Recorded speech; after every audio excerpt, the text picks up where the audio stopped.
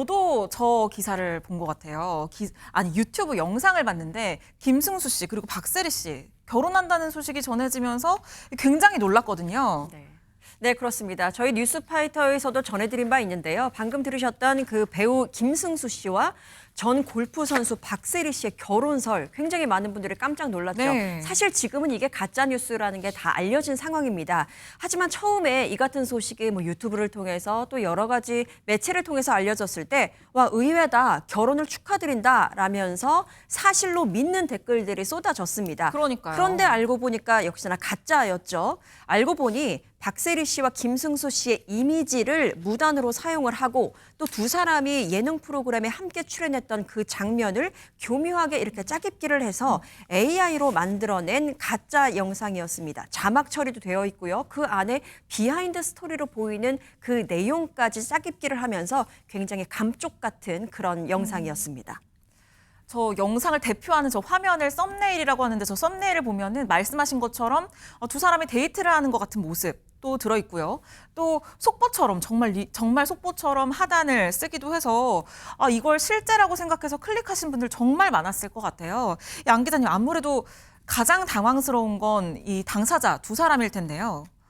이제 가짜 뉴스라고 말할 수도 없죠. 네. 그냥 허위 사실이에요. 허위 사실. 그렇습니다. 자, 그런데 워낙 화제가 높다 보니까 어떤 가짜 뉴스 같은 경우는 조회수가 900만 회에 육박합니다. 900만 회요. 자, 당사자들 입장에서는 전혀 사실이 아닌 걸 900만 명이 넘게 봤다고 하면 더욱더 화가 날 수밖에 없겠죠. 왜 그렇게까지 많이 볼까 싶은데 예전에 AI가 지금까지 발전하지 않았을 때는 조금 조잡하게 만들었거든요. 근데 요즘은 특정 언론사의 툴을 그대로 가져와서 이렇게 만들어줘 하다 보니까 진짜 뉴스처럼 만드는 경우가 많다는 거죠. 그래서 당사자들이 굉장히 화가 났을 수밖에 없고 직접 입장을 밝히기도 했는데 과연 어떤 입장을 냈는지 직접 한번 들어보시죠. AI가 이럴 때 쓰라는 거 아니잖아. 어째 이런 걸 만드냐고. 그분도 얼마나 난감하시겠냐고. 심지어 인사를 받으니까. 인사를 받으셨어요?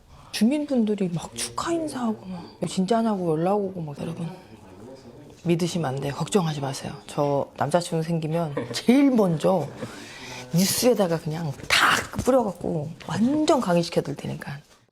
조금 좀 억울한 게 활동하는 내내 사실은 유부남이라고 맨날 오해받다가 이제 유부남이 아니게 된 거가 좀 밝혀진 지 얼마 안 됐는데 이렇게 또 바로 또 그냥 결혼을 또 시켜주시네요. 또 박세리 씨와는 뭐 예능에서 같이 좀 재밌게 했던 거를 갖다가 이렇게 확산됐는데 뭐 전혀 사실 무근이고요. 네, 그런 거 뭐.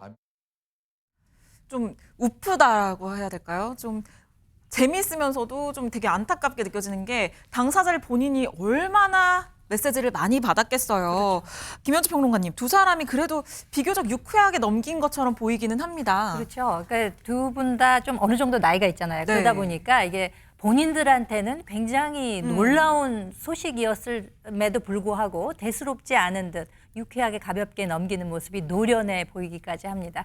누리꾼들도 이 두 분의 이제 반응을 보고 또 이런 허위 사실을 접하고 나서 어떤 반응을 보였을까요? 두 사람 모두 성격 좋게 웃어버려서 다행이다 이런 의견 주신 분도 있었고요. 네. 가짜 뉴스가 아니고 진짜 좋은 소식이 나왔으면 좋겠다. 또는 잘 어울리는 이 두 분이 오래오래 행복하길 바란다. 이런 의견을 주시기까지 했습니다. 네. 그런데 이게 저희도 지금 보면서 뭐 이렇게 좀 재밌게 얘기를 하고는 있지만 사실 저게 범죄로 볼 수가 있잖아요, 허주연 변호사님.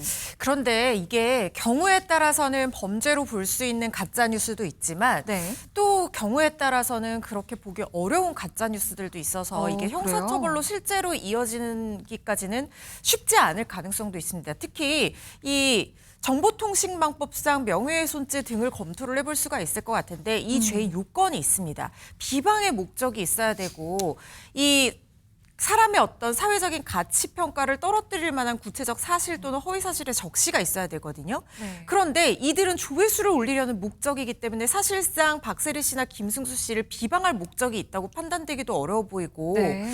그리고 결혼을 했다는 것은 사실 좋은 일이지 뭐 예를 들어서 외도했다 이런 가짜 뉴스들처럼 누군가의 가치 평가를 떨어뜨릴 만한 일이라고 보기엔 좀 어려울 수 있잖아요. 그래서 네. 이게 형사처벌까지 이어지기는 쉽지 않아 보이고 그렇다면 사기죄로 조회수를 끌어들여서 수익을 올리는 것도 검토를 해볼 수는 있겠지만 이것도 쉽지 않은 게 이 영상을 보는 사람들이 다 이 가짜 뉴스에 속아서 들어와서 그게 수익으로 연결됐다는 인과관계를 다 입증한다는 것도 쉽지가 않거든요. 네. 그러면 민사상 손해배상 청구라도 할 수 있지 않느냐? 물론 검토해 볼 수 있습니다. 형사보다는 가능성이 더 높을 것 같아요. 그런데 손해를 특정하는 것이 상당히 쉽지가 않습니다. 이 가짜 뉴스로 인해서 내가 어떤 연예 활동에 실질적인 제약을 받았다. 예를 들면 뭐 광고 계약이 이 가짜 뉴스 때문에 파기가 됐다라든가 그래서 손해액까지 특정해서 청구를 해야 되는데 이게 연예인의 이미지 하락이라는 게 눈에 보이는 유형적인 가치는 아니다 보니까 직접적인 손해로 특정하는 것이 쉽지는 않거든요. 네. 다만 실질적인 손해로 이어진 부분이 있다면 민사상 손해배상 청구는 충분히 가능할 것으로 보입니다. 지금 들어보니까 실질적인 처벌도 좀 어려운 것 같아요. 그래서인지 아까 영상을 보셨겠지만 이게 한 건만 있는 게 아니거든요. 가짜 뉴스가 굉장히 많이 유포가 되고 있습니다. 최 원장님, 이렇게 가짜 뉴스를 퍼뜨리는 것 이것도 좀 전염이 되는 걸까요?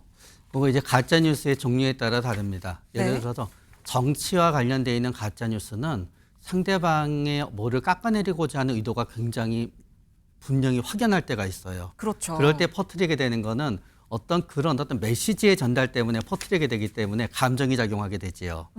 그러면서 일정 부분은 돈도 작용하는 게 사실입니다. 네. 그러나 지금과 같은 가짜 뉴스를 갖다 계속 퍼뜨리면서 조금씩 편집하는 거의 목적은 거의 대부분 오로지 돈에 해당되는 점이 됩니다. 그렇기 때문에 지금 요 가짜 뉴스를 만드는 분도 아마 하루에 하나를 만드는 게 아닐 거예요. 하루에 아마 몇십 개의 가짜 뉴스를 갖다 생산하고 양성한 다음에 그렇겠죠. 그분의 입장에서는 하나가 저렇게 대박이 되는 거예요.